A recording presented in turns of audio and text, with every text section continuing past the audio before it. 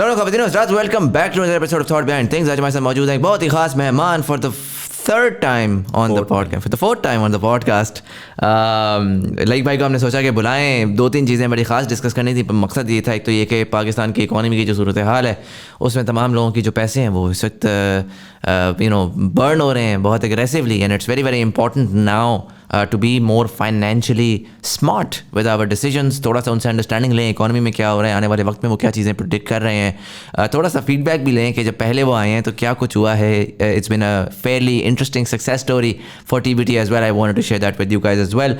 And उसी के साथ साथ जहाँ पर हम इन्वेस्टमेंट्स की बात करते हैं और हम बात करते हैं कि हम जो है अपने जो कमाया हुआ पैसा है उसको हम किस तरह से बेहतर तरीके से ग्रो करा सकते हैं। तो मेरा एक पर्सनल इंटरेस्ट बहुत ज़्यादा आजकल की इकॉनमी को देख के रहा है कि ठीक है, जो कमाया हुआ पैसा है उसको किस तरह बढ़ा सकते हैं, बट पैसा ज़्यादा किस तरह कमाया जा सकता है, खासकर डॉलर पे किस तरह कमाया जा सकता है। And what a lot of people might not know है इसके लाइक भाई का कोर जो काम हमेशा से रहा था वो IT था, and he still has that IT services company, very very successful. Would want to talk more about that as well. आज हमारे साथ मौजूद है लाइक अहमद साहब। He is the founder and CEO of ABC Data।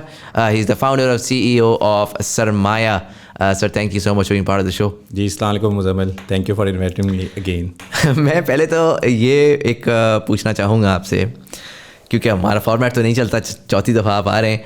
मुझे ये बताएं सर, एक चुटकुला मेरे दिमाग में आया, सरमाया का मैंने नाम दिया। आजकल ये बड़ा प्रॉब्लम चल रहा है, सरमाया के नाम से 2-3 ये लेंडिंग ऐप्स भी आ गई हैं और आपको बड़ी मार पड़ रही होगी उसके ऊपर।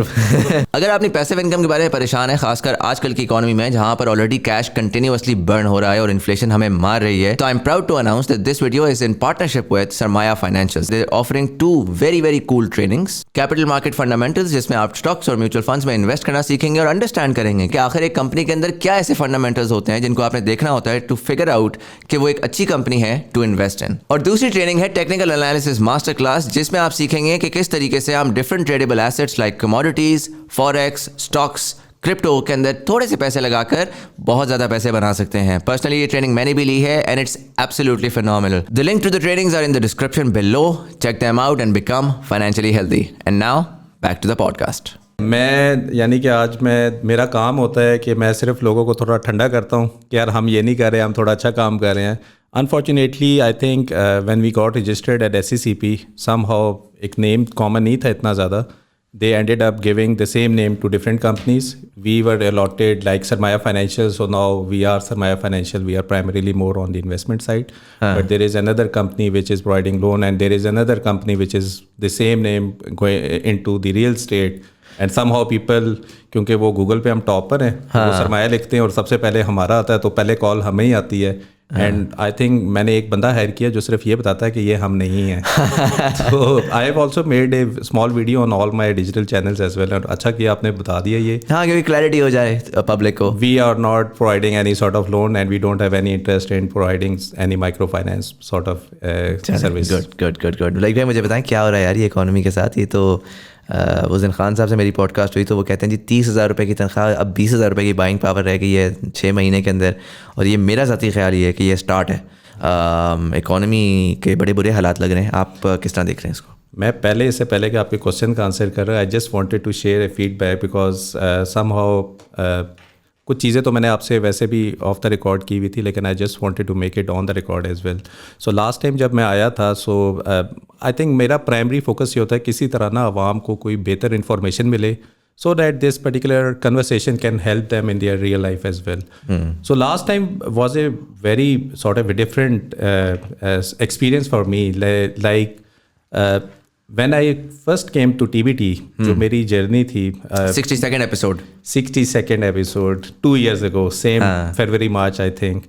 So मैं बड़ा ही एक confuse sort of state of mind में था। मेरे पास एक आइडिया था, मेरे पास रिसोर्सेज नहीं थे उस वक्त उस आइडिया को एग्जीक्यूट करने के लिए।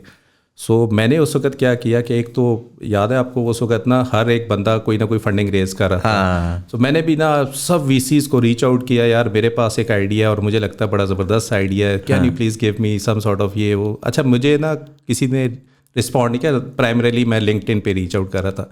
अच्छा, no offence to them, I think मेरी तरीका to reach out to them was not right. अब मुझे समझ आती है रेफरेंस के थ्रू आप रीच आउट करते तो कंपैरेटिवली बेहतर रिस्पॉन्स मिलता है। बट फास्ट फॉरवर्ड जब मैं TBT पे आया, सो पहले क्या होता है ना, जब आप कोई चीज़ डेवलप कर रहे होते हैं ना, तो आपको नहीं पता होता कि इसका रिएक्शन या क्या पॉजिटिव इम्पैक्ट ये किसी सोसाइटी में ला सकता है।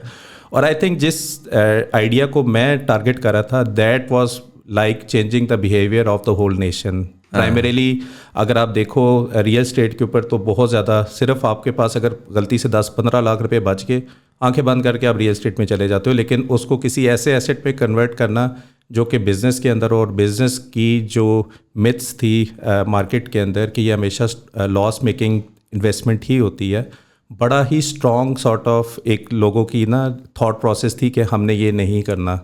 उसको चेंज करना, मोल्ड करना और कुछ लोगों को इस डायरेक्शन में लाना, I think as an individual वो मेरे लिए सबसे चैलेंजिंग पार्ट था। इफ़ यू रिमेंबर 3 साल पहले मैंने आपको आप ही के लुल स्टूडियो के थ्रू रीच आउट किया था, जिस वक्त आप मेरे ख्याल में ज़्यादा बिजी थे। तो उसका मकसद भी ये था कि किस तरह हम इंफोटेनमेंट के थ्रू ना एजुकेशन करें, क्योंकि आपका जो 2.0 पे डाटा ओरिएंटेड था, आई थॉट कि that align very well with my idea as well. लेकिन जब मैं पहले एपिसोड में आया था, मुझे नहीं पता था कि ये लोग कौन है, सुन रहा है नहीं सुन रहा है, but all of a sudden the sort of feedback which I get all across the world, not from Pakistan alone, कि यार आप जो बातें कह रहे हैं बिल्कुल ठीक कर रहे हैं, वाकई हमारे साथ ये था, मैंने अपने लॉसेस किए, फिर लोग अपने शेयर करते थे लॉसेस क्या हुए। तो पहला तो अच्छा एक मुझे समझ आ गई कि यार मैं कोई चीज़ काम कर रहा हूँ, एक वो मोटिवेशन जो आपको मिलती है ना जब आप एक sort of boot strap company में काम कर रहे होते हैं। लेकिन जो सेकंड और ख़ास तौर पे थर्ड का मैं इसीलिए बताना चाह रहा था, because this time of the third episode investor मुझे रीच आउट कर रहे थे कि यार आपके आइडिया बहुत इंटरेस्टिंग है, तो वी नीड टू। मैं अभी लास्ट वीक भी ना एक इन्वेस्टर के साथ मीटिंग करके आया, मैंने एक चीज़ की है, उस वक्त वाकई मुझे ज़रूरत थे पैसे, that's why I reach out to VCs। अभी क्या हुआ, मैं देख रहा हूँ ना एक सॉर्ट ऑफ ट्रेंड है कि लोगों को लगता है कि पैसे रेज़ करने के लिए आइडिया चाहिए, उनका आइडिया पे काम करने का मकसद नहीं है, पैसे रेज़ करने पे फोकस है। मेरा प्रॉब्लम सॉल्विंग पे ज़्यादा फोकस था, पैसा एक सेकेंडरी चीज़ थी जो चाहिए थी उसको करने के लिए। अभी क्या है ना, मैंने कोई 8-10 इन्वेस्टर्स से बात की है, not with this intention to get money, but I just wanted to make sure कि अगर मैं उसी फेज़ में या ग्रोथ फेज़ में हूँ जब मुझे वाकई फिर पैसे चाहिए हो, तो एटलीस्ट ये 10 लिंक्स जो है ना कनेक्टेड रहे एक तरह से। And this time I think जो मुझे लास्ट एपिसोड के बाद जो एक हो गया ना कि investor now understand what I am trying to build, how it will change a specific country, and obviously they are reluctant in this scenario. जो इकोनॉमिकली चैलेंजेस आपने किए उसका क्या हुआ, एक तो ये था जो कि इन्वेस्टर के पर्सपेक्टिव से था। दूसरा आई थिंक मैंने शायद सिस्टम की एग्जांपल दी थी कि यार सिस्टम्स वाले इतने डॉलर्स में कमा रहे पर एम्प्लॉय, जिस वक्त मैंने कहा था आई थिंक $24,000, उस वक्त 1 साल पहले दिसंबर में उनकी स्ट्रेंथ थी 24,000, आज 24,100, आज 5,000 से क्रॉस कर गए हैं। पर एम्प्लॉय की जो इनकम है $5,000 है। मुझे इतने लोगों ने रीच आउट किया कि they have made more than 45% of the profit just because कि वो एक छोटी सी इन्फॉर्मेशन आपके TBT थे थ्रू मिली। ये जैज़ कैश वाला ले रहे हो आजकल आप? तो मैं अगर जो TBT के थ्रू सिस्टम में 45% किए, 1% तो यार आपको वो जैज़ कैश कर सकते हैं। तो मेरा आइडिया ये था कि देयर इज बोथ फेज, यानी कि जो इन्वेस्टर इस कन्वर्सेशन को समझ के इन्वेस्टमेंट की तरफ आ रहे हैं और प्लस इन्वेस्टर इटसेल्फ जिसको समझ आ गई कि यार ये कुछ चीज़ कर रहा है। So I think credit goes to your platform. Thank you sir. आप मेहनत करते हैं, हमें बुला लेते हैं। पिछली दफ़ा शायद 1.25 लाख लोग थे, अब 2.5 लाख हो गए हैं तकरीबन, या 2.25 लाख हो गए हैं। हाँ। तो हम आके बात करते हैं, फिर हमारे पास लोग आ जाते हैं। आप ही के प्लेटफॉर्म की वजह से मुझे आज तक ना ऐड लगाने की ज़रूरत नहीं पड़ी है। ऑटोमेटिकली ऑर्गेनिकली लोगों के इश्यूज़ थे जिसको हम I think people can relate to their problems and they understand कि this is one of the solution which can be. नहीं, first of all thank you so much, and अल्हम्दुलिल्लाह अल्लाह ताला करना है कि we were able to provide that value. I think मेरा हमेशा वही रहा है कि वैल्यू ड्रिवन है ना, प्रॉब्लम सॉल्विंग और वैल्यू ड्रिवन है, जो कि आपका भी था। And I think that way when both of these things combined, तो वो ऑटोमेटिकली रेजोनेट की with the public as well. और मैं बाय द वे आपको हर सेशन होता क्या था ना, हमारी ट्रेनिंग्स जब होती थी तो मैं इंट्रोडक्शन लाजमी सुनता हूँ कि यार what sort of background people are coming. मैं सऊदीया में काम करूँ, इंजीनियर हूँ, मैं UAE में काम करूँ, मैं पाकिस्तान में। Even now people from India are coming and attending our training as well. Where you heard about us, एक मैं ऑनबोर्डिंग के वक्त भी कहता हूँ, इंट्रोडक्शन भी कहता हूँ जी, लेक भाई की TBT की पॉडकास्ट, या फराज भी आए हुए थे, फराज की TBT की पॉडकास्ट सुन के गए थे, तो वी अच्छा, बाय द टाइम मुझे समझ आती है, क्योंकि अब तो माशाल्लाह मुझे 2 साल हो गए हैं लोगों को, और हमने काफ़ी कंटेंट और चीज़ें मैच्योर भी की है, एनवायरनमेंट भी बहुत प्रैक्टिकल है, रियल टाइम के ऊपर आप डिसीजन मेकिंग कर रहे होते हो।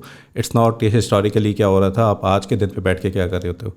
बाय द टाइम वो आखिरी लेक्चर पे या हमारा फेयरवेल सॉर्ट ऑफ हो रहा था ना, तो आई थॉट ये कोई 5-6-7 महीने पहले मैंने कहा यार ये इतने ज़्यादा लोग हैं और they all came from TBT, and जो हम छोटे कमरे में बैठे होते हैं ना, हमें इसका इम्पैक्ट ही समझ नहीं आता। तो मुझे तो समझ आ जाता है, मैं क्योंकि पूरे 15 वीक की जर्नी देख रहा हूँ, तो मैंने आपको इनवाइट किया। मैंने कहा यार आप आएँ ज़रा, सिर्फ आप बातें सुनते हैं कि लोग आपके बारे में क्या कह रहे हैं, and I am so happy कि ऑल पीपल है।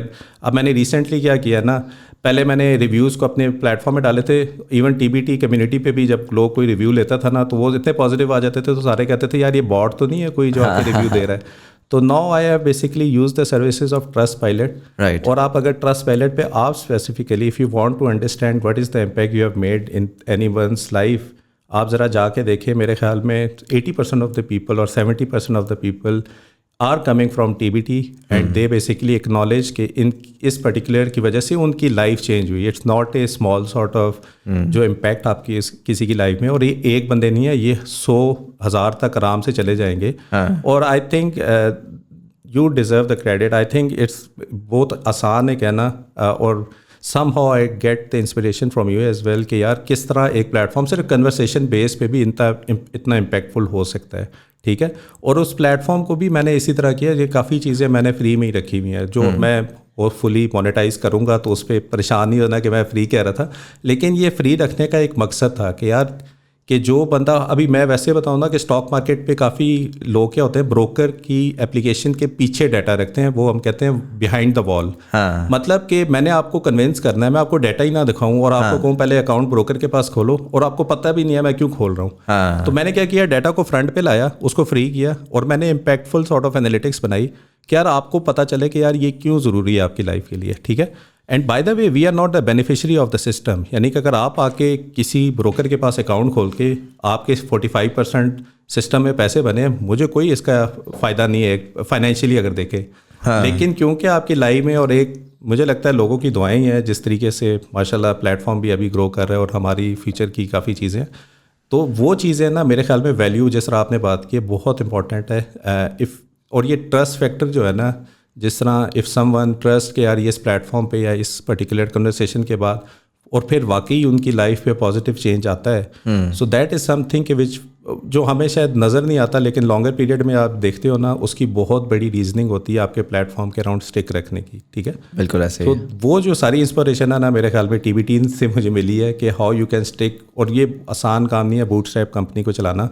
दो मुझे समझ आती है, आप बहुत अच्छी वैल्यूएशंस पे पैसे उठा सकते हो, लेकिन मैं नहीं चाह रहा कि मैं पैसे उस टाइम पे उठाऊँ जहाँ पे मैंने लोगों को एजुकेट करना हो, रादर देन कि मैंने ग्रोथ दिखाना। अभी डिमांड क्रिएशन हो रही है और आप जो है इसमें ग्रोथ में चले जाएं तो you stumble and fall, to be very honest. और मेरे ख्याल में मोस्ट ऑफ द पीपल मुझे अपने प्लेटफॉर्म पे भी कह रहे थे why don't you become the broker, ठीक है।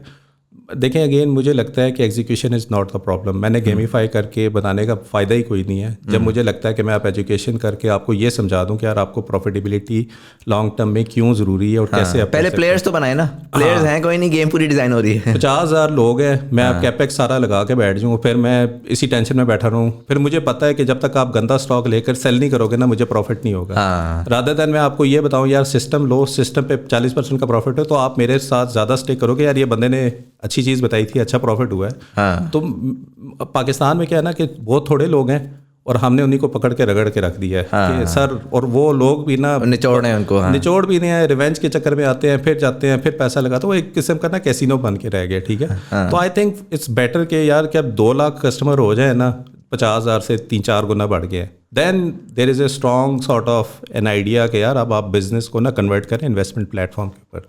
लेकिन अभी मेरे ख्याल में एनालिटिक्स इतनी इंपॉर्टेंट है, अगर आपको समझ आ जाए किसी कंपनी में आपने एंटर कब होना है और एग्जिट कब होना है और प्रॉफिटेबिलिटी, और मेरे ख्याल में जब तक लोग प्रॉफिटेबल नहीं होंगे ना, आपकी नंबर ऑफ इन्वेस्टर बेस बढ़ नहीं सकती है, ठीक है। तो वो प्रॉफिटेबिलिटी बहुत ज़रूरी है। मैंने अभी कैपिटल मार्केट की ना मार के और इवन फराज के कोर्स का इम्पैक्ट देखा। एक बंदे ने ट्रेनिंग करके पिछले 2 महीने में इतना प्रॉफिट कमाया जितना उसने 2 साल में लॉस किया हुआ था, और वो दुआएं दे रहा है। और ये मेरे ख्याल में लोगों की दुआएं हैं जिस तरह हम चल रहे हैं, ठीक है।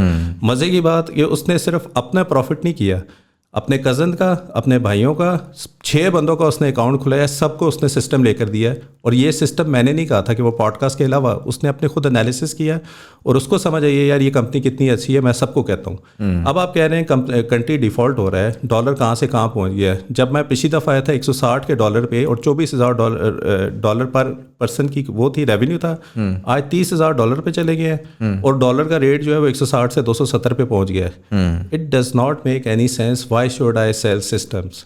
System is something which I will keep. और मैंने बाय द वे ये लास्ट टाइम कहा था मैं देख रहा हूँ कि मैंने सिस्टम कब लेना है और मैंने ले लिया इस दफ़ा सिस्टम। और वो अगेन मैं क्रेडिट दूंगा फराज को और अमार को, इन दो की ट्रेनिंग के वजह से मुझे एक चीज़ ऐसी मिली है कि जिसकी एंट्री पे मुझे प्रॉफिटेबिलिटी बहुत हो रही है, ठीक है। और मेरे ख्याल में अगर आप मेरे से पूछे, दिस इज़ द एजुकेशन जिसकी वजह से मैं इस बुरे एनवायरनमेंट में भी, बाय द वे मैंने कुछ भी सेल नहीं किया, ठीक है। और रीज़न इसीलिए नहीं है, मुझे नज़र आ रहा था लास्ट टाइम भी आप पूछ रहे थे तो मुझे पता था, इसलिए मैं डिफेंसिव था, यार हालात ठीक नहीं लगे हैं, पीपल शुड अवॉइड। लेकिन आपको ये बताया कि हर वक्त ना आपको अपनी कैपिटल प्रिजर्वेशन का भी आपका प्लान होना चाहिए, जो कि हम कवर करते हैं। यार जब 18% आपको रिस्क फ्री रिटर्न मिल रहा है, why should anyone take the risk of investing in equity market for example, ठीक है। तो आइडिया मेरे केस में ये था कि मैंने जो इन्वेस्टमेंट की थी, जो अच्छे ज़माने में मैंने एवेंसियन की स्टोरी सुनाई थी कि मैंने गाड़ी ले ली, बाय द वे गाड़ी की वैल्यू भी बढ़ गई, मेरी इन्वेस्टमेंट की वैल्यू हालांकि 50% फ्रॉम पीक डाउन हुई है, लेकिन एक्चुअल के ऊपर 200% का प्रॉफिट अभी भी चल रहा है। मैंने इन्वेस्टमेंट की थी बच्चों के लिए, जो मैंने कहा था अगर मुझे कंपनी में नहीं चाहिए तो मैं बच्चों के लिए रख रहा हूँ। मेरा वो लॉजिक अभी भी इंटैक्ट है। मैंने इसीलिए सेल नहीं किया क्योंकि मुझे पैसे नहीं चाहिए थे। अगर मैं सेल करता तो मैं शायद कोई और गलत चीज़ ले लेता, तो बेहतर यही रखा कि मैंने इन्वेस्टेड ही रखा। और मैं अगेन बता रहा हूँ कि मुझे अभी तक कोई ऐसा बंदा नहीं मिला जो आपको आगे गया यार मैं 5 से 10 साल तक इन्वेस्टमेंट करके बैठा था और ये रिटर्न था। 3.5 साल हो गए मेरी एवेंसियन की इन्वेस्टमेंट को, and I am still intact, ठीक है। मज़े मैं उस दिन वैसे एनालिसिस कर रहा था ना, जब मैंने चीज़ें बेची थी तो मैंने देखा यार कि मैंने अगर 1000 शेयर लिए थे ना, सिर्फ रखने की वजह से वो 1800 शेयर हो गए, क्योंकि वो ना बोनस दे दे के ज़्यादा हो गया। और अगर सिर्फ रखने की वजह से 1800 हो गए, जो मैंने प्रॉफिट में सेल भी किए थे ना, अगर मैंने 1000 रुपये के लिए थे तो मैंने 800 रुपये के आधे सेल कर दिए, तो वो जो आधे पड़े हुए ना वो ऑलमोस्ट फ्री में पड़े हुए हैं। तो मेरी अगर ज़ीरो भी खुदा ना खासा हो गया तो मेरा कोई लॉस नहीं है। लेकिन I don't want to get into this negative mindset कि कंप्लीट डिफ़ॉल्ट हो गया तो सब कुछ सेल करके ना कुछ हो वो कर लो, ठीक है।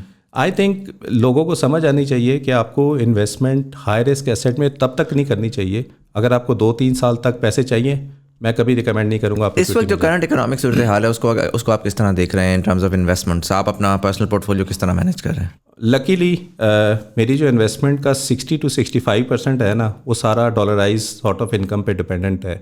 मैं डॉलराइज को इस तरह नहीं कह रहा कि मैंने कोई डॉलर लेके रख दिया, मैं डॉलराइज इस तरह कह रहा हूँ कि मेरी 60% एक्सपोजर है ही IT कंपनीज़ के अंदर, राइट, ठीक है। अगर IT कंपनी का रेवेन्यू स्टैगनेंट भी हो, कोई ग्रोथ भी ना हो, उनको डॉलर के रेवेन्यू की उसकी वजह से वैसी ग्रोथ मिल गई इन टर्म्स ऑफ PKR। तो वो एक तरह से आप प्रोटेक्टेड हैं इन वे कि आपकी डिवैल्यूएशन $350 भी हो जाए, उस कंपनी पे आपकी वो वैल्यू प्रोटेक्टेड है। वो वैल्यू प्रोटेक्टेड है। सिस्टम्स का आई थिंक 3.8 बिलियन का रेवेन्यू था 2018 में, 15-16 बिलियन का रेवेन्यू है 2022 के अंदर, और इस क्वार्टर के बाद जब 270 के ऊपर है तो वो शायद 17-18-20 बिलियन पे भी चला जाए। राइट, 30% का प्रॉफिट है। डॉलर ऊपर जाता जाएगा, उनका ग्रॉस प्रॉफिट नीचे आता जाएगा, उनके नेट प्रॉफिटेबिलिटी बढ़ती जाएगी। बात खत्म हो गई है।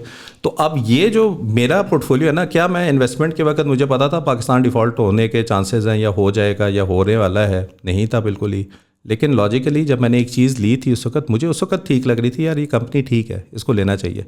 आज जब मैं बैठा हुआ हूँ तो मुझे अभी भी लग रहा है यार डॉलर में इनका रेवेन्यू है, रुपये में इनका एक्सपेंस है, why I should basically sell this particular company now, ठीक है। तो मैंने क्या किया कि लॉन्ग टर्म के ऊपर इन्वेस्टमेंट को छोड़ दिया। और अभी जो मेरा एक वो है ना, मैं हर एक बंदे को ये कहता हूँ कि आपका कोई ऑब्जेक्टिव होना चाहिए, ठीक है। तो मेरा लॉन्ग टर्म ऑब्जेक्टिव यही है कि यार मैंने अभी बच्चों के लिए रखना है, या मैंने अपने फ्यूचर को सिक्योर करना है, या मैं ऑलरेडी एक बूटस्ट्रैप कंपनी चला रहा हूँ, अगर मुझे कंपनी की ज़रूरत पड़ जाए तो मैंने इसी पर्टिकुलर एसेट को सेल करके उसकी यूटिलाइजेशन में लेकर आना है। But I don't need anything जिसके लिए मुझे स्टॉक सेल करके उसको यूज़ करना हो। मैं अगले 3 साल तक इस कंपनीज को सेल करने के चक्कर में ही नहीं हूँ, ठीक है। So hopefully we will get our everything, जितने भी हम मैस में हैं 2-3 साल में वो एक स्टेबलाइज हो जाएगी मार्केट, ज़ाहिर है वो होना ही है, वो होपफुली जब हो जाएगी तो ये फिर बेहतर ही हो जाएगा। Make sense. मुझे थोड़ा सा ये बताएं कि in terms of right now, again आपने कहा कि आप अपने आप को डॉलराइज्ड कंपनी के साथ कनेक्ट करें, एंड दैट मेक्स सेंस. अगर मैं सिंप्लीफाई करूँ उसको, तो पाकिस्तान का मसला ही सारा डॉलर बेस पे चल रहा है इस टाइम के ऊपर. And so the easiest way to protect your PKR वो इज़ कि आपको डॉलर तो मार्केट से नहीं मिल रहा, तो आप जाके उन कंपनीज़ के साथ कनेक्ट करें जो कि डॉलर बेस के ऊपर एक्सपोर्ट ओरिएंटेड कंपनीज हैं. उस केस में if you were to compare IT with textile, तो आप उसको कैसे देखेंगे? सो टेक्सटाइल में आपको LC खोलनी पड़ेगी एक्सपेंशन के लिए. आपका इंपोर्ट बेस्ड कॉटन है, उनके प्राइसेस ऑलरेडी इन्फ्लेशन पे चल रही है, गैस की प्राइस महंगी गैस की प्राइस महंगी होने वाली है. फिर ऊपर से इन्फ्लेशन US में भी है, डिमांड कम आ जाएगी, आपकी चीज़ें कम वहाँ पे सेल हो जाएंगी. बट US के अंदर जब IT का मसला आएगा तो उन्होंने कॉस्ट रिड्यूस करनी है, तो वो ऐसे मुल्कों के पास जाएंगे जहाँ पे IT स्केल्स अवेलेबल है. तो पाकिस्तान के लिए पॉजिटिव है, वहाँ पे डिमांड अगर कम होगी हमारे लिए नेगेटिव है. आप अभी के टाइम पे देख ले कि आपकी बांग्लादेश की एक्सपोर्ट टेक्सटाइल में बेहतर थी, हमारी नहीं ठीक थी, ठीक है. और मुल्क के मसले मसाइल अपनी जगह पे. तो मेरे ख्याल देखिए, मैं अगेन कहता हूँ कि ये कोई साइलोस के अंदर डिसीजन नहीं होते हैं कि आप एक कंपनी में चले गए और आपको वो वॉरेन बफेट के फार्मूले लगाने स्टार्ट हो गए, ये कंपनी लेस देन 10 PE के ऊपर है, लेस देन 1 बुक उसके ऊपर है. आपको ऊपर रियल वर्ल्ड इम्प्लीकेशन देखने हैं हाँ, कि मैक्रो इकोनॉमिकली आपकी दुनिया के अंदर Pakistan unfortunately does not exist. यानी जो दुनिया का 0.4% की आपकी GDP की व्यू है, यहाँ पे सारे बस प्लॉट लिए प्लॉट सेल करने के चक्कर में बैठे हुए हैं. प्रोडक्टिविटी नेक्स्ट टू नन है, ठीक है.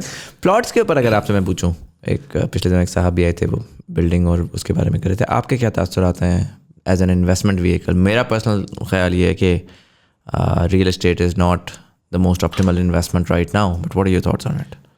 मैंने ना मुजफ्फराबाद का अपना घर बेचा था 2008 में, ठीक है. And the reason we sold that particular house was कि यार हमने ना इस्लामाबाद में अब सेटल हो गए थे, भाई भी सारे इधर ही थे, तो वी थॉट कि हम यहाँ पे ना प्लॉट लेकर या घर लेकर ना यहीं पे सेटल हो जाएंगे. घर मैंने बेचा 42 लाख रुपए का. जब मैं इधर आया तो G13 उस वक्त नया बन रहा था, तो वो बिल्कुल पीछे करके ना एक छोटा 4 मरले का प्लॉट, वो भी 54 का था. अच्छा, बाय द वे उसमें से ना कुछ कैपिटल हमें अपने इसके लिए चाहिए था. We were not able to afford any plot as well, right. तो मैंने क्या किया, मैंने एक ना मेरे एक दोस्त बिलाल हैं, वो टेडेटा में ही जो है, उन्होंने एक प्लॉट लिया था 11 का, फाइल ली थी बेसिकली, ठीक है. तो वो जो फाइल उन्होंने 11 की ली थी, तो मैंने उसी जगह पे ना, तो मैंने कहा यार ये बड़ा समझदार इंसान है, 11.5 की तो इसको पड़ गई है, तो 9 की मैं पड़ी है, तो 9 की ले लेता हूँ, मुझे तो ऑलरेडी 2.5 लाख रुपया सस्ती मिल रही है. तो मैंने एक नहीं ली, क्योंकि मेरे पास 30-35 लाख रुपये थे. गाड़ी मैंने लीज़ करा ली थी, 3 प्लॉट ना मैंने लिया. मैंने कहा यार 2 सेल कर दूंगा, एक पे घर बनाऊंगा. सही. अच्छा, बाय द वे ना उस पर्टिकुलर एरिया में एक न्यूज़ आ गई ना कि इधर पता नहीं एक बहुत बड़ी सड़क जा रही है. हाँ. तो ऑटोमेटिकली ना विद इन 3 मंथ्स ना वो प्लॉट की वैल्यू 9 से होगी 12 लाख. अच्छा. अब वो जब प्राइस बढ़ी होते ना, आप एकदम एक उसमें आ जाते हो, यार ये 3 महीने में 3 लाख हो गई है, ये 3 साल रखूंगा तो कितने लाख बढ़ जाएगी. हाँ. तो उस माइंडसेट चिल्ली की जो कहानियाँ होती हैं. हाँ, तो मैंने कहा यार पागल हूँ मैं बेचूँ, मैं क्यों बेचूँ यार, 9 लाख रुपए का प्रॉफिट हो. मैं कहा नहीं यार, और ये बाय द वे फाइल थी, लैंड भी नहीं था. अच्छा, फास्ट फॉरवर्ड, ये 2009 की बात बता रहा हूँ ना. 2000 अगर आपको याद हो, PPE की आखिरी गवर्नमेंट में इन्फ्लेशन इसी तरह हाई पे थी, फिर मसले मसाइल थे. ऑटोमेटिकली ना प्राइस की जो प्लॉट की प्राइस थी ना, वो पहले 12 से 11, 11 पे 10, 10 से 9. मैं चलो फिर शायद यहाँ से बाउंस पे जाओगे, तो 9 से 8. मैंने कहा कोई नहीं ना, ये तो लॉन्ग टर्म इन्वेस्टमेंट थी, टेंशन क्या मुझे ना, चल रही है.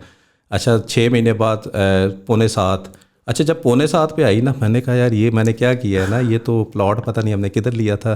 तो मैंने बिलाल को फ़ोन किया, मैंने कहा यार ये 6.25 पे आ गई है, ज़रा आके जाके ना जगह तो देखते हैं. या 3 साल के बाद की याद आया कि जो प्लॉट लिया था ज़रा जाके देखे तो सही कैसा है. हाँ. तो हमने ना एक बंदा, मैं उस वक्त डेटा में बाहर बैठा होता था, तो मैं आया स्पेशल ना, मैंने एक प्रॉपर्टी डीलर किया. अच्छा, प्रॉपर्टी डीलर साहब हमें ले कर गए ना, कोई 20 मिनट गाड़ी चलती गई. मुझे खुशी ये थी कि पक्की सड़क है वहाँ तक. अच्छा, थोड़ी देर बाद ना जब 25-30 मिनट हो, मैंने कहा यार कितना दूर है, बस के भाई थोड़ा सा दूर रह गया. अच्छा, उन्होंने ना हमें रोक दिया. मैंने कहा चलो यहाँ तक तो पक्की सड़क है, कोई साथ ही प्लॉट होगा. तो वो ना भाई कोई 50-1 मीटर हमें चला के लेकर ना, एक थोड़े से ठेला नहीं होता वो मट्टी का, उधर चढ़ा के कहते हैं भाई वो दूर देख रहे हो, एक वो आपको दरख्त नज़र आ रहा है. हाँ जी जी जी, ये वाला एरिया जहाँ पे आपका प्लॉट होगा. जंगल था, हाँ. पता ही नहीं था. और वहाँ बैठ के जो डिप्रेशन स्टार्ट हुई है, ऊपर से मैंने अम्मी को कह के घर बिकवाया, वो घर के मैंने वो जंगल में 3 कनाल की जगह जिसकी कोई वैल्यू ही नहीं. तो मैं ना बड़ा डिप्रेस हुआ. मैंने कहा यार ये क्या कर दिया. यहाँ पे भी एक वो थी कि हमने ऐसी जगह पे लिया जो देखी ही नहीं ना, एक सॉर्ट ऑफ लर्निंग लेसन था. मैंने घर बताया ही नहीं कि यार वो 6.25 पे मैं जंगल देकर आया हूँ. मैं फिर UK चला गया, वहाँ पे काम कर रहा. एंड मैंने ना एक दोस्त को वो मैंने कहा यार देख मेरे पास 3 फाइलें हैं, मैं नहीं चाहता कि वो कोई 4-5. तो मैंने जहन में मैंने कहा यार तुम 7 की लेते हो ना, तो एक मेरे से ले लो, ताकि थोड़ा सा ना मेरा रिस्क कवर हो जाए। मैंने 25 के प्रॉफिट पे बेची थी। तो उसके वालिद ने भी कहा यार ये 2 नंबर काम हो सकता है, आपने नहीं लेना ना, ये फाइलों का काम ठीक नहीं है। तो वो भी ना नहीं हुए। मैंने कहा चलो खैर है, कोई नहीं होता। अच्छा 2012 के बाद ना PMLN की गवर्नमेंट आई, 13 और 14 के दरमियान पता नहीं क्या हुआ, सब की चीज़ें ना भागनी स्टार्ट हो गई। वही जो फाइल थी वो जो 5:45 तक गई हुई थी, आई स्टिल रिमेंबर 2014 में 9 पे होगी। तो मैंने कहा यार 9 पे होगी, मैं सेल कर रहा हूँ ना। तो बिलाल ही के कोई इंटरनेट का नहीं अगस्त तक वेट करो, अगस्त में ना इसका कोई थोड़ा होगा। फिर 12 की हुई, फिर 13 की हुई, फिर 14 पे मैंने कहा यार मैं बेच रहा हूँ ना ये, इससे पहले कि वही 12 वाले से दोबारा नीचे जाए तो लेट्स बेटर कि मैं एक कहता नहीं यार 2 महीने सब्र कर जाए, अभी ये चीज़ है अभी ले। आपको पता है मैंने जो पहली फ़ाइल थी जो मैंने 9 की ली थी 2014 में, आफ्टर 6 ईयर्स, पहली फ़ाइल मैंने 18 की बेची, दूसरी फ़ाइल मैंने 18.5 की बेची, तीसरी फ़ाइल मैंने 19 की बेची। तो ऑन एवरेज मैंने 18.5 की ली। अच्छा मुझे बेचते हुए ना तकलीफ़ ही बहुत हो रही थी। मैंने कहा यार वही ठेले के ऊपर वो दरख्त, ये बंदा बेचारा क्यों ले रहा है ना, ये इसको क्या मिलेगा। लेकिन ऑब्वियसली लोग एम्बिशियस है, जिस तरह मैं घर बनाने के लिए 3 ले रहा था, 2 बेचूंगा 1 बनाऊंगा। तो वो जो बंदा जिसने ली ना, तो आई थॉट कि यार ये बेचारा ना फंस गया ना, ये जिस तरह मैं फंसा हूँ ये भी फंस गया। आपको पता है आज उस प्लॉट की क्या वैल्यू है? मेरा ज़ाती ख्याल ये जो मैं अंडरस्टैंड करता हूँ वो किस इलाके में है, हाँ, कोई 2.5 करोड़ रुपए इसकी वर्थ होनी चाहिए। 70 लाख रुपए का प्लॉट है। अच्छा, वो ठेला भी अभी भी उधर ही है। अच्छा ये कोई बहुत दूर वाली है? बहुत दूर ये है। वो वाली नहीं है जो दूसरी? आप ये सोचे जिसने 70 का वो प्लॉट अब लिया है, हाँ। वो मेरी तरह का बंदा बेचारा आया होगा, उसने कहा होगा यार यहाँ पे मैंने घर बनाना है। हाँ। आज इस चीज़ को 15 साल हो गए हैं, ठीक और अभी भी वहाँ पे रोडें नहीं है? कुछ भी नहीं है। वो जगह इसी तरह है, डैम बनेगा नहीं बनेगा नहीं, डैम का वो एरिया है सर। अच्छा ये वैली वाली ज़मीन है, ये इधर हम भी फंसे में इधर हम भी फंसे में तो वो जो मसला है 70 तो मर के वो 70 बड़ी मुश्किल मिलती है आपको सर। वहाँ पे तो घर बना हुआ है तो उसके ऊपर वो मज़े की बात। मैं एक और चीज़ था ना, जब ये 3 फाइलों की मैं डील कर रहा था ना, एक मेरे को दोस्त है एहतशाम फसी। अच्छा वो ना कहीं से बहुत ही ओवर स्मार्ट बन के आए और एक दिन आकर हमें ऑफिस में कहते हैं भाई तुम्हें पता है मैंने उस जगह पे ना एक प्लॉट, उसको पता नहीं था शायद हमने लिया हुआ है। अच्छा मैं तो 5 साल से फंसा हुआ था।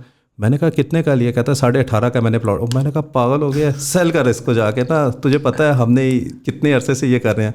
तो बेचारा कितना कन्विंस हो गया यार ये बेचारे सही कह रहे होंगे कि ये क्यों प्लॉट लिया ना। हाँ। तो वो गया 19 लाख की, यानी 18 का लिया था उसने, एक ही दिन में लाख रुपए के प्रॉफिट पे 19 का बेच दिया कि यार शुक्र है मैं निकल आया हूँ। अच्छा बाय द वे जब मैं अपना प्लॉट सेल करने गया ना तो वो मेरे साथ था। जब मैं अपना प्लॉट लेने गया तो एक बंदा बाइक पे आया पिंडी में और उसके पास रुपए थे और वो शॉपर ना अखबार के अंदर लपेटे हुए रुपए थे। तो एहतशाम फजी कहता है तुझे पता है ये जो लेकर आया ये कौन सा? मर गया? कहता है यही कल मैंने इसको दिए थे, 18 की फाइल ही थी तो वो फाइल जो मैंने उसको बेची उसने 50,000 अलहदा डाले उसमें, वही पैसे जो एहतशाम फसी ने उसको दिए थे वही बंदा एक बाइक पे कहीं से लेकर ना मुझे दिए 18.5। अब मैं इतने बताने का मकसद पता है क्या? Undocumented economy. ये सारा एक दिन के 2-3 दिन के अंदर मैंने 70 लाख रुपए की चीज़ 60 लाख रुपए की चीज़ सेल की। और मुझे अब समझ आती है जब स्टॉक मार्केट और जो लोग जिनकी सैलरी से टैक्स कटता है वो कितने पापड़ बेल कर वो बेचारे अपनी उसे देते हैं। और इतना बड़ा एवेन्यू जहाँ पे पिछली गवर्नमेंट ने 8 दफ़ा एमनेस्टी दी कि भाई आपने ब्लैक को वाइट करना है, इधर ही ला के पैसे इन्वेस्ट करो। और उससे फ़ायदा क्या हुआ है? इससे 2 चीज़ें मैं आपको बताता हूँ मसले क्या थे। देखें जब मैंने 3 प्लॉट लेकर रख लिए ना, दैट मीन्स मैंने इकॉनमी को वहीं पे ब्लॉक कर दिया। पाकिस्तान के अंदर ऑर्गेनिक हाउस लोगों की डिमांड है घर। मेरे पास अगर पैसा है और मैं एक लैंड लेकर सिर्फ इसीलिए रख लेता हूँ कि भाई ये चढ़ेगा कल को, ठीक है, तो मैं बेसिकली उस बंदे का भी हक मार रहा हूँ जो बेचारा वाकई लैंड पे कोई घर बनाना चाहता है, ठीक है। अच्छा बाय द वे जब मैंने 3 घर बेचे तो मैंने फिर अपना घर बनाया। That is a positive economy in terms कि मैंने 50 बंदे लगाए, 1.5 साल उन्होंने काम किया, उनके घर चले सिर्फ उस वजह से कि मैंने एक घर बनाया। ऑब्वियसली लोकल इंडस्ट्री भी चली, ठीक है। तो जो लोग जिनका प्राइमरी फोकस ही ये होता है कि आपका अपना सारा पैसेज लैंड में करते हैं, आप ना सिर्फ उस बंदे का हक मार रहे हैं, आप एक मुल्क को भी नुकसान दे रहे हैं कि आपकी वो जो चीज़ एक प्रोडक्टिविटी में आनी चाहिए थी अब। और अभी भी मुझे पता है कमेंट्स में जाएंगे कि real estate is a good investment, real estate is a good investment. Pakistan में लॉस होते ही नहीं है, रियल स्टेट को पता ही नहीं है real estate is a good investment, ठीक है। तो आई पर्सनली बिलीव अब मैं एक लोग इतनी महंगाई हो गई है, एक आम बंदा जो कि जॉब कर रहा है, क्या वो रियल स्टेट ले सकता है इस मुल्क के अंदर? क्या वो घर बना सकता है? क्या ऑर्गेनिकली हमारी ग्रोथ उस तरह लेड हो सकती है? It's not possible right now, ठीक है। नहीं, और उसमें जो ज़मीन की कॉस्ट इस वक्त हुई भी है ना, वो जस्टिफाई नहीं करती, बिल्कुल नहीं वो जस्टिफाई नहीं करती कि 70 लाख रुपए का प्लॉट आप 40 किलोमीटर दूर, जहाँ पे ना दुनिया है, ना बंदा है, ना बंदे की ज़ात है, जिसके ऊपर जब आप उसके ऊपर घर बनाने की प्राइस करते हैं वो प्राइस आउट हो जाती है। सिंपल सी बात है। ज़मीनें अगर आपकी खाली पड़ी हुई हैं तो the price of the plots are too high. Demand and supply पे होना चाहिए ना। पूरी इकोनॉमी आपने लिटरली गैम्बल कर रहे हैं आप उसके ऊपर। और मज़े की बात, जिस बंदे ने 19 लाख रुपए का, और जिस पे मुझे तरस आ रहा था कि ये 19 लाख रुपए का क्यों ले रहा है, ठीक है, अब उसने जब 70 का बेचा होगा तो वो क्या करेगा ना, वो सबसे पहले जाएगा किया की गाड़ी निकालेगा, ठीक है। वो ऑटोमेटिकली इनडायरेक्टली आपके मुल्क के लिए बेहतर नहीं है, क्योंकि आप इम्पोर्ट लेट उस पर जा रहे हो। वो आईफोन लेगा दो के उसको लग रहा है वो 4 लाख रुपए का लेकर, उसको क्या फ़र्क पड़ता है भाई, 19 से उसको 80 मिल गया, ठीक है। तो वो जो इम्पैक्ट है ना, कि इवन जो ट्रांजैक्शन हो भी रही है उसका इम्पैक्ट आपकी कंट्री के लिए नेगेटिव है, इट्स नॉट पॉजिटिव, ठीक है। तो ये ना बहुत ही डिफ़िकल्ट एक सॉर्ट ऑफ, इसलिए मैं कह रहा हूँ सरमाया को बिल्ड करके जब मुझे ये चीज़ें समझ आई ना, आज मैं एक और एनालिसिस कर रहा था, एंग्रो ने फॉर एग्जांपल आज का डिविडेंड दिया है, इस साल में एंग्रो ने 34 रुपये का डिविडेंड दिया है। 20 साल पहले अगर आपने एंग्रो के अंदर 97,000 रुपया इन्वेस्ट किया होता 1000 शेयर के ऊपर, मैं हमेशा लॉन्ग टर्म के ऊपर बताता हूँ कि यार 97,000 की इन्वेस्टमेंट पे इस साल पे सिर्फ 70,000 रुपये का आपको डिविडेंड मिला है उसी नंबर ऑफ शेयर्स के ऊपर। आप सोचें कि क्या इकोनॉमी बनती है कि आप 5 करोड़ रुपये का प्लॉट लें, 4 करोड़ रुपया उस पर लगाएं, और आखिर में आप कहें जी ये ले 1,20,000 रुपये पर आप रेंट पे ले लें, ठीक है। फिर आपने उसकी टूटी भी सही करनी है और उसका बल्ब भी ठीक करना है और उसकी कॉस्ट भी रखनी है। फिर बंदा कोई गलत आ गया, उसकी फैमिली ज़्यादा होगी और टेंशन भी है, उसकी मेंटेनेंस कॉस्ट भी आपने देनी है। जबकि बने बनाए घर के, यानी कि 1 लाख की इन्वेस्टमेंट पे आपको 70% का रिटर्न 1 साल में मिला है। 12 लाख रुपए के टोटल रिटर्न आपको अभी तक वैसे ही दे चुकी है, ठीक है। तो स्टॉक मार्केट की इन्वेस्टमेंट को लोगों ने इतनी हवा बनाया हुआ है, डिविडेंड यील्ड यहाँ पे इतनी, हम कह रहे हैं मुल्क डिफॉल्ट होने वाला है, इतना बैंक्स डिविडेंड दे रही है, 8 रुपये का डिविडेंड, 10 रुपये का डिविडेंड, इतना रेवेन्यू उनका प्रॉफिटेबिलिटी बढ़ गई है, और डॉलर के ऊपर अलहदा बिजनेस स्टार्ट हो गया बैंक्स का, ठीक है। और इतने ज़्यादा ब्लू चिप्स कंपनी ऑलरेडी आपको डिविडेंड बेस दे रही है, ठीक है। तो मेरे ख्याल में ये जो लोगों को है ना पैसिवली, और एक चीज़ मैं हमेशा समझता हूँ कि देखें पाकिस्तान पे आजकल के टाइम पे ना पैसा सेव करना बहुत मुश्किल है। इसका मतलब ये है कि जब आपका अच्छा टाइम हो ना, आपको बुरे टाइम का पहले से प्लान करना चाहिए। आजकल वाकई लोगों का बुरा टाइम, और बुरा time not in the sense मैं कह रहा हूँ कि यार अभी इकोनॉमिकली चैलेंजेस हैं, इट कुड बी एनीथिंग। आप अगर स्वात गए हो, अगर आपने स्वात का एरिया देखो, दरिया के किनारे पे सारे बड़े ज़बरदस्त होटल थे। आपको पता है पीक सीजन के अंदर कितना रेंट मिलता था पर रूम का? 20,000, 25,000। 30 कमरे हो तो आपका 80 लाख रुपया, करोड़ रुपये का तो रेवेन्यू था। एक अनफॉर्चुनेट नेचुरल डिजास्टर हुआ, ना वो मालिक का वो जगह रही, ना ज़मीन रही, ना वो पूरा मकान रहा। अब आप मुझे सोचे, जब आपका अच्छा टाइम चल रहा था, जब आपको करोड़ करोड़ रुपया आ रहा था, अगर आप पैसिवली अपना पैसिव इनकम रखते, कुछ करते। अभी तुर्की में इतना गंदा ज़लज़ला आया है, किसी बंदे के साथ कोई मिसहैप हो सकती है, कोई बंदा डिपेंडेंट है, उस पर पूरी फैमिली डिपेंडेंट होती है। कल्चरली हम सारे हैं ही एक दूसरे पे डिपेंडेंट। कितना बड़ा फाइनेंशियल हेल्थ के ऊपर कोई बात ही नहीं करता। लोग अगर आप 6 पैक्स ऐप निकाल कर आएंगे और पता चले जी आपने 25 लाख रुपए किसी का कर्जा देना है, तो आपने ऐप्स को क्या करना है अगर मेंटली नहीं स्टेबल, ठीक है। यहाँ पे तो कोई वेल्थ बिल्डिंग की बात ही नहीं करता। लोगों को लगता है, आज जिस तरह फ्रीलांसर्स को मैं उसी तरह कैटेगराइज करता हूँ, यार आप डॉलर बेस इनकम को खुश हो रहे हो, you need to make sure कि यार आप अच्छे टाइम के ऊपर ना बुरे टाइम की प्लानिंग पहले ही करो। अब तो वो डॉलर बेस भी जो उनका है वो 6% अमेरिकन इन्फ्लेशन के ऊपर वो लूज कर रहे हैं उसके ऊपर। पहले तो डॉलर बड़ा स्टेबल था। हाँ, एक पॉइंट चले इधर रहकर फिर खुशी हो गया ना कि यहाँ 25% बढ़ गया तो चलो 6 को वो एब्जॉर्ब करके कर लेते। लेकिन आई थिंक आइडियली ना लोग खुशी से काम नहीं करते हैं, लोगों पे डिपेंडेंसी होती है। एक अपने घर का रेंट देना है, फैमिली को चलाना है, ये करना है। काफ़ी दफ़ा क्या होता है ना, लोग जॉब इसीलिए करते हैं क्योंकि उनकी मजबूरी है। क्या पता क्या कोई और बंदा फोटोग्राफी में ज़्यादा उसका रुझान हो, लेकिन वो उसको एज ए प्रोफेशन अडॉप्ट कर सकता because he is financially burden, उस पर बहुत रिस्पॉन्सिबिलिटी नहीं निकल सकता। ये आपने बड़ी इंटरेस्टिंग बात की कि गुड टाइम्स के ऊपर you save and then you invest those savings and then आप वो कर लेते हैं। अभी क्योंकि बैड टाइम्स हैं तो for a lot of people वो शायद सोच रहे होंगे कि यार क्या टोन डेफ बात है कि इसमें तो पैसा ही नहीं है, इसमें तो घर ही नहीं चल रहा, महीने तो महीने हम वो कर रहे हैं। तो उसमें मेरा दूसरा सवाल आएगा कि I know that you have an IT company as well, and वो जो है वो ज़ाहिर है that is what allows you also in a way to understand how this economy works, जो बाकी सारे लोगों को शायद नहीं समझ आती, जिसकी वजह से आप सिस्टम्स या इस तरह की उसकी चीज़ को समझ भी लेते हैं। थोड़ा सा मुझे बताएं, because I've been speaking to a lot of IT companies in Pakistan, unfortunately, over the last couple of years on the podcast as well.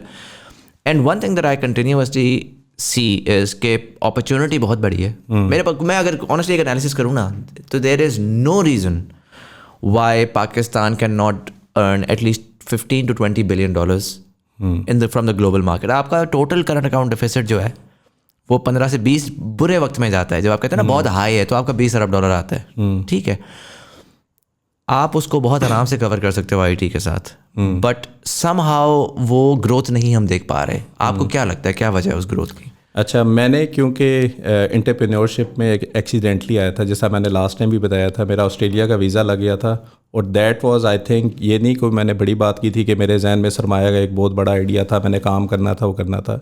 मेरी जो जर्नी है ना टूवर्ड्स एंटरप्रेन्योरशिप वो बड़ी एक्सीडेंटल थी कि मैंने ऑस्ट्रेलिया का वीज़ा लिया. देन आई थॉट कि यार ये वीज़ा लग गया है, now I can take the risk of a startup and fortunately startup worked. ठीक है, और मेरे से अगर आप पूछे ना, मैं कोई अमीर बैकग्राउंड का बंदा हूँ, ना मेरे पास कोई इतना बड़े रिसोर्सेज थे. आपको पता है मैंने IT की कंपनी कितने पैसों से स्टार्ट की है? 0. और आपको ये पता है मैंने किया क्या है? स्किल्स के ऊपर ट्रेनिंग्स डिलीवर कर रहा था उस वक्त 3-4 साल पहले, क्योंकि ओपन सोर्स टेक्नोलॉजीज़ में काम ही कोई नहीं कर रहा था. तो ये जितने भी टेलकोज और फाइनेंशियल्स हैं ना, ये मेरे कस्टमर्स हैं अभी भी. ठीक है, कि मैं स्किल बेस के ऊपर ना उनकी जो टीम्स हैं उनको एनेबल कर रहा था. होता क्या है ना, लोगों में एक झिझक होती है, उनको पता ही नहीं होता टेक्नोलॉजी क्या है. तो आप एक एनवायरनमेंट ऐसा प्रैक्टिकल दे दो ना, तो ये चीज़ वहाँ से क्लिक की. सरमाया की इन्वेस्टमेंट कहाँ से आती थी? ABC डाटा से. जिस वक्त मैं अभी बात कर रहा था कि मुझे इन्वेस्टमेंट की ज़रूरत थी, किसने मुझे बेल आउट किया? मेरी IT की कंपनी ने. अच्छा, अब जब मैं ये जर्नी की बात करता हूँ ना, तो समहाउ मुझे ये समझ नहीं आती है, पाकिस्तान के अंदर डॉलर जब 270, 80, 90 का हो गया, सबको डॉलर चाहिए. अच्छा, गोल्ड जब 2 लाख रुपए का गया, सबको गोल्ड चाहिए. ठीक है, और ये एक चीज़ समझनी चाहिए कि इकोनॉमिकली ना इस मुल्क की डायरेक्शन चेंज हो रही है. अगर आपका बिजनेस ये था कि आप बाहर से पैसे कोई चीज़ मंगवाते थे और यहाँ पे सेल करते थे प्रॉफिटेबिलिटी के ऊपर, वो आगे नहीं चलेगा. अब आपको ना चेंज करना पड़ेगा मॉडल. अब आपको यहाँ से बनाना है और बाहर बेचना है. यहाँ से बनाना है. और आप देखें, मैं अगेन कह रहा हूँ, GDP के अंदर हमारी कोई कंट्रीब्यूशन नहीं है दुनिया में आप रेलेवेंस ही कोई नहीं है. आप यानी आप खुदा ना खासा नहीं भी हो तो कोई फर्क नहीं पड़ेगा किसी को. ठीक है, you need to basically build that relevance in the world. और मेरे ख्याल में IT से बेहतर कोई ऐसा सेक्टर नज़र नहीं आ रहा which can in this particular time help a lot in our country. अब मैं आपको बताता हूँ कि अभी के टाइम के मुताबिक ना मेरे ख्याल में प्रॉब्लम क्या है कि मैं देख रहा था कि कोई 6,500-7 हज़ार लोग इस साल पे IT वाले बाहर चले गए. अगेन प्रॉब्लम वही है, जिस तरह यहाँ पे हम डॉलर ढूंढ रहे हैं और वो देख रहे हैं, पीपल आर नॉट रियलाइजिंग कितनी बड़ी अपॉर्चुनिटी है. मेरे ख्याल में तो लोगों के मुंह में पानी आनी चाहिए. ठीक है, पाकिस्तानियों का एक मसला है. मैं खुद बाहर होता था ना, ये मैंने अपना एक्सपीरियंस शेयर कर रहा हूँ.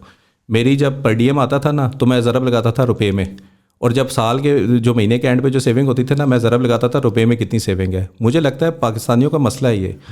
उनकी जितनी इनकम है ना, बेशक वो 45-50% टैक्स दे रहे हैं. जो $2,000 बचते हैं ना, बेशक वो 20,000, 12, 15,000 या $18,000 पे कमा रहे हैं, वो 2,000 को ज़रब आप लगाते हैं 270 के साथ. शुक्र है यार हम बाहर बैठे हुए थे. ये तो फॉर एग्जांपल किसी टेलको में था, वो तो 3 लाख रुपया सैलरी थी.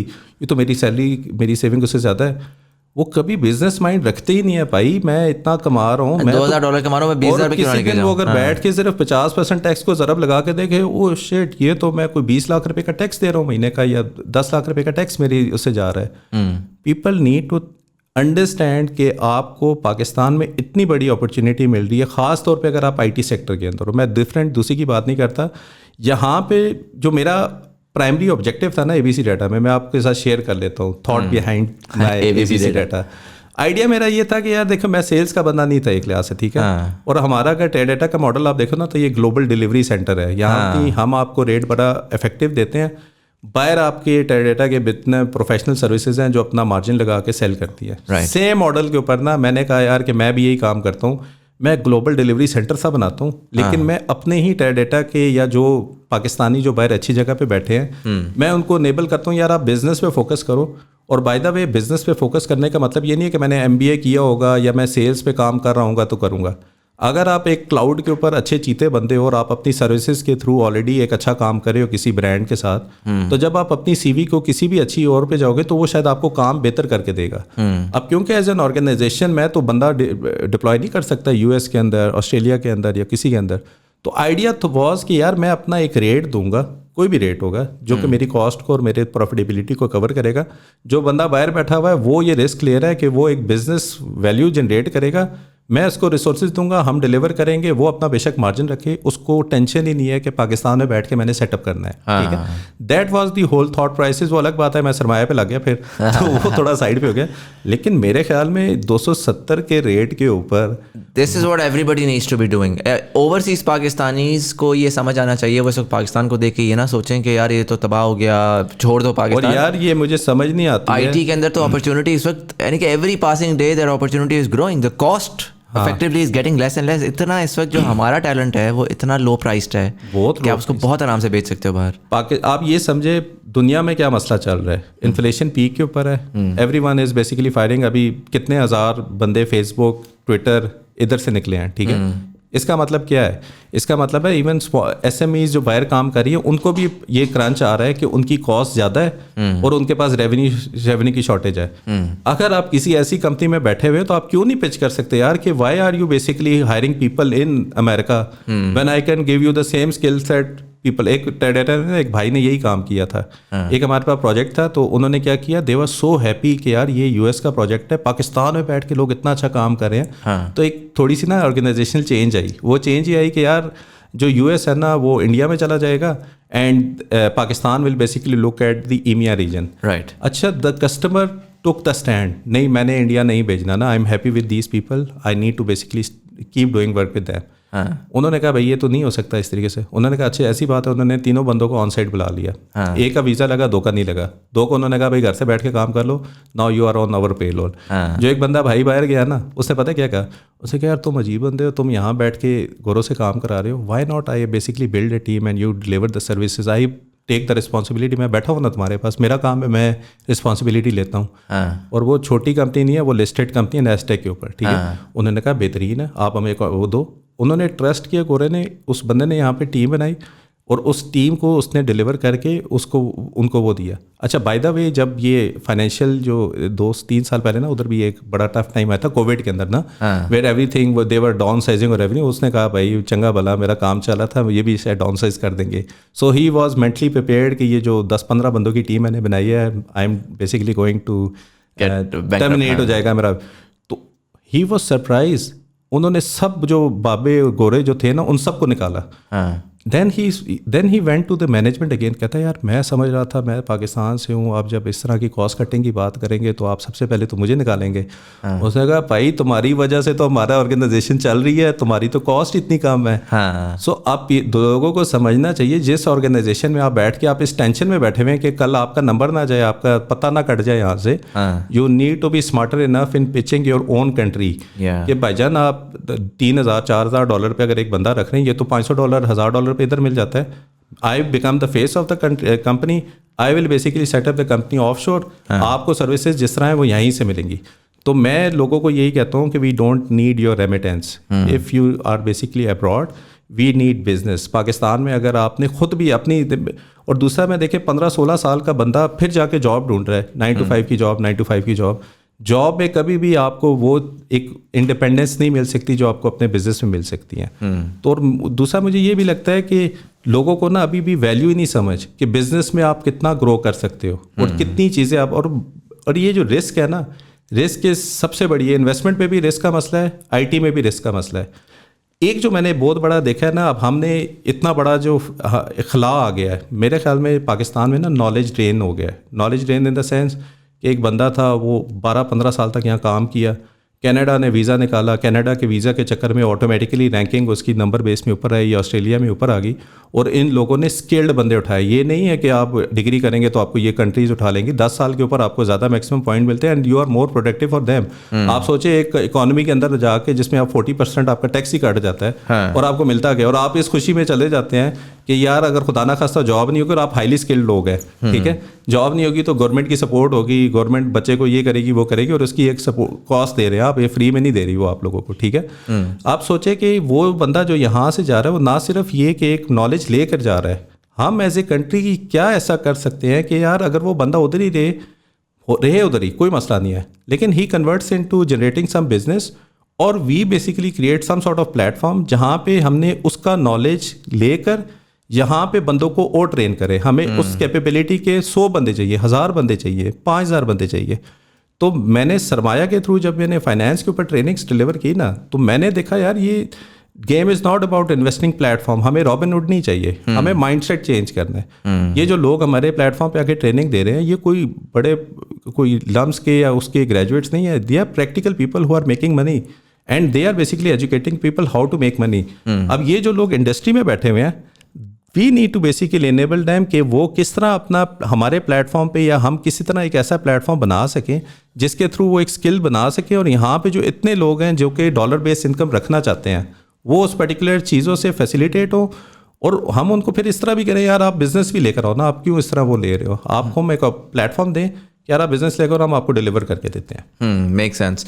मुझे ये आपने बड़ी इंटरेस्टिंग बात बोली। I know that there is enough ample amount के, अगर जो इस वक्त पाकिस्तानी जो बाहर जा भी रहा है और बहुत सारा जाएगा, साफ सी बात है, जिसके बाद इस्तिताअत है, जा रहा है चला जाए, doesn't matter, but it's important to understand. मैं हमेशा ये बात करता हूँ कि इंडिया ने अपने जो लोग बाहर, इंडिया ने बाय डिज़ाइन लोगों को बाहर भेजा और उन्होंने प्लेस करवाया उनको वहाँ पर, बजाय इसके कि हम उनको बुरा भला कहें कि वो बाहर जा रहे हैं, हम क्यों ना ऐसे वो कनेक्शंस बिल्ड करें जिसमें वो बाहर जाके हमारा सरमाया बने। ठीक है। हाँ, सही बात। कैसे मैंने प्लग किया यार, कमाल यार किंग।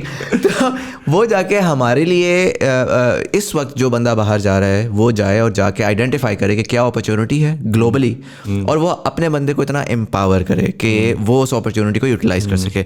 इसी ब्रेथ के अंदर again I have been speaking to a lot of IT professionals and they say कि यार टैलेंट बिल्ड करने की सोल्यूशन अभी तक नहीं हम बना पा रहे। I know for a fact that you guys have done a remarkable job eight teaching people digitally, क्योंकि मुझे लगता है कि जब आप इकोनॉमी ऑफ स्केल पे जाते हैं तो उसमें डिजिटल को यूज़ करना बड़ा पोटेंशियली यूज़फुल है। अगेन हमें थ्रू द पॉडकास्ट मैं ये बातें चौराहे पे खड़े होकर कर लेता, कितने लोग सुन लेते डिजिटल के through, you know we are able to reach a much wider audience.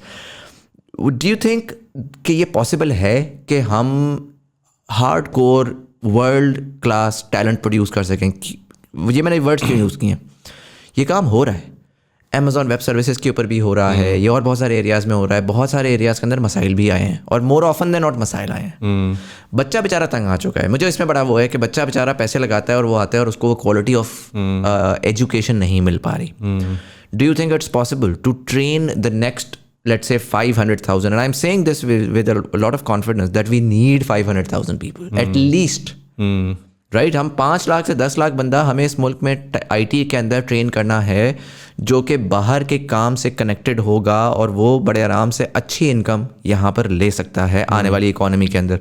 और आने वाली इकोनॉमी, मेरा ज़ाती ख्याल ये है कि इसमें आर्किटेक्चर का भी काम रुक जाएगा, इसमें बाकी सब का भी काम रुक जाएगा, इसमें हर बंदा ये ढूंढ रहा होगा कि यार मैंने अपना IT और एक्सपोर्ट ओरिएंटेड वाइडर पे, बट IT सर्विसेज और इस तरह की चीज़ों में मैंने किस तरह घुसना है। तो क्या हम ट्रेन कर सकते हैं? या जो बेचारा बच्चा सिविल इंजीनियरिंग करके बैठा है वो सर खुजा रहा कह रहा है यार मैं तो नहीं कुछ कर सकता, तो बड़ी अच्छी ख्वाब की बात है।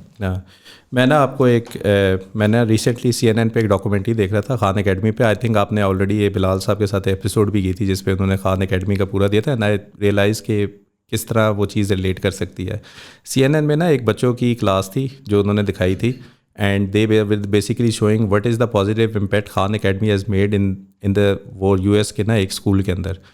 तो वो जो टीचर थी ना उसने एक बड़ी ज़बरदस्त एक ऑब्जर्वेशन दी ना, उसने कहा यार देखो नॉर्मली ट्रेडिशनली हम क्या करते थे ना, हम बच्चों को स्कूल में लाते थे, हम उनको पढ़ाते थे, पर हम एक होमवर्क देते थे, बच्चे स्कूल से जाके घर में जाते थे, पेरेंट्स उनके साथ होमवर्क करते थे, and then the other day we come and see कि यार होमवर्क किया कि नहीं किया। अब हमें नहीं पता बंदे ने पढ़ा ठीक है, उसको समझ आई थी, वॉज ही लिसनिंग और he was not listening, blah blah blah. कहता है Khan Academy has basically change the way we were teaching people. कैसे चेंज किया? कहता है अब क्या होता है, बच्चे आते हैं, हम उनको बताते हैं दिस इज़ द टैबलेट, एक खान एकेडमी की टैबलेट भी आ गई ना उसके ऊपर एजुकेशन बेस।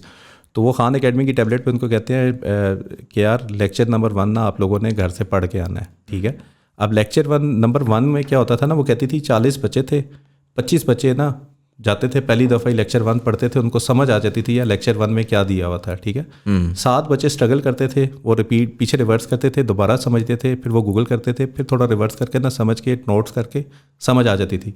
अच्छा जो 6 बच्चे रह गए ना पीछे, 6 से 7 बच्चे, those were the people who really could not understand जो चीज़ लेक्चर 1 में की हुई थी।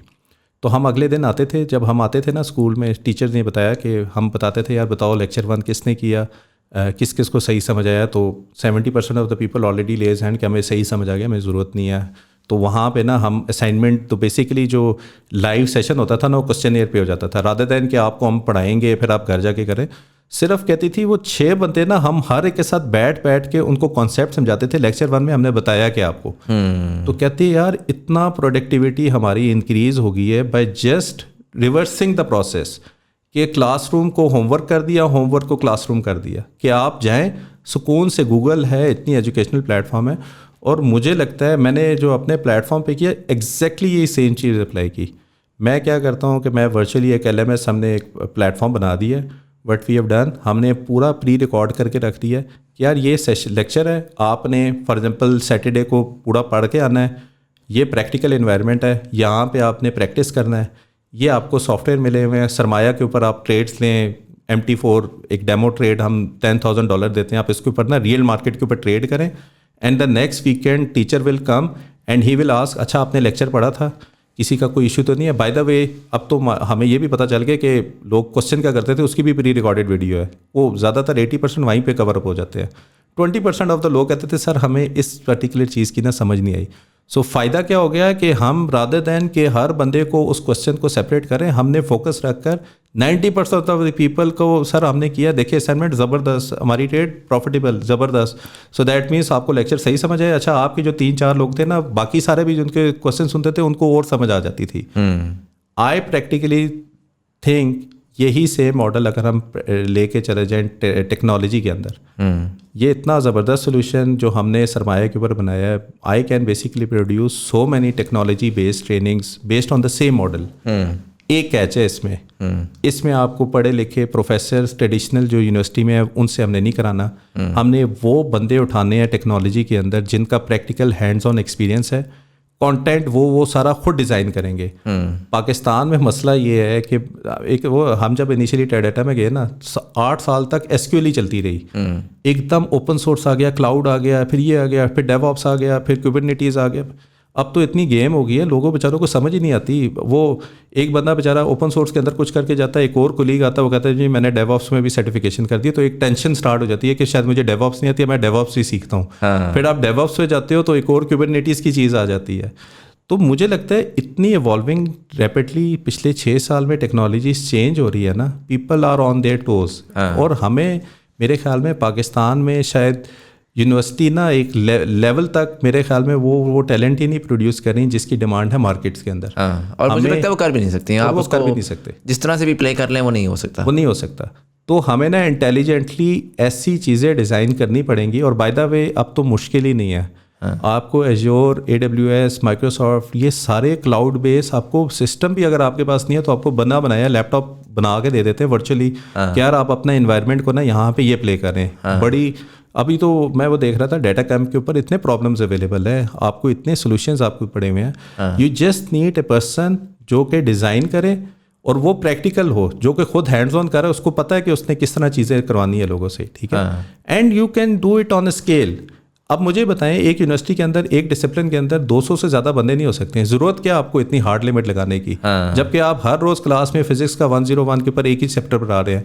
सेमेस्टर 1 चैप्टर 1 आए हम पढ़ते हैं क्या है, अच्छा वो लिमिट लगा दिया, अगले सेमेस्टर में वही चैप्टर आप दोबारा रिपीट करें, कैलकुलस वही है दोबारा रिपीट करें। तो मुझे लगता है पाकिस्तान में एक तो ये जो हमने एक टैबू बनाया हुआ है ना कि एक बड़ी अच्छी यूनिवर्सिटी से पढ़ लिख कर आप आएंगे, डिमांड इतनी ज़्यादा है कि मेरा नहीं ख्याल यूनिवर्सिटी की वो है, मैं सॉरी आज़ाद चाय वाली वो कह रहा हूँ, लेकिन there is a big opportunity where we need to train people, और वहाँ पे उनको हम ऐसी स्किल्स दें जो कि डॉलर बेस्ड इनकम पे हो। और मुझे लगता है कि अगर हम बाहर वाले लोगों को ही ना सिर्फ ये कि स्किल की ट्रांसफ़र के ऊपर बिजनेस के लेकर उन्हीं लोगों को इस थ्रू आप बिजनेस पे डिलीवर कर रहे हो, there is a very big opportunity in that. 100%। मुझे आप लोग बताएं, आई डोंट नो कि अगर आप कमेंट सेक्शन में बता सकें कि आप किस इंडस्ट्री में इस वक्त हैं, आप काम कर रहे हैं, आप स्टूडेंट हैं उस इंडस्ट्री के, और आपको क्या लगता है कि अगर इस किस्म की अपॉर्चुनिटी आपको दी जाए जहाँ पर आप जो है वो ऑनलाइन ट्रेन हो सकें विद गुड क्वालिटी इंस्ट्रक्टर्स, तो आप क्या इस तरह की चीज़ के अंदर पार्टिसिपेट करना चाहेंगे? Would love to know your feedback as well. I think अगर आप ये फाइनेंशियल लिटरेसी के ऊपर कर सकते हैं तो आई थिंक टेक्निकल के ऊपर भी किया जा सकता है। बाय द वे टेक्नोलॉजी मेरा फोटे है, वो फोटे एग्जैक्टली, फाइनेंस नहीं है। हाँ, so I think that's an interesting area to explore because I think बहुत ज़्यादा बड़ी अपॉर्चुनिटी है वहाँ पर। लाइक भाई where at the 54 minute mark, I am going to wrap this up.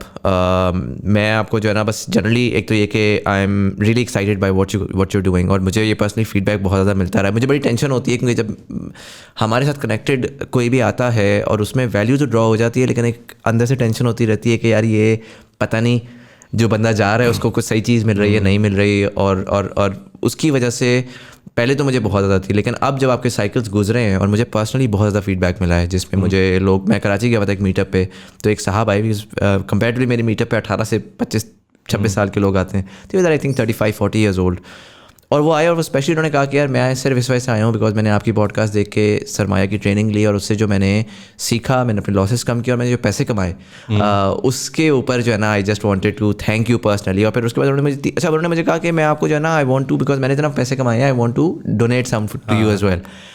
तो 3-4 दफ़ा उन्होंने मुझे मैसेज किया, मुझे उन्होंने इंस्टाग्राम पे भी मैसेज किया, मैं वो देख नहीं पाया, मैंने बाद में देखा।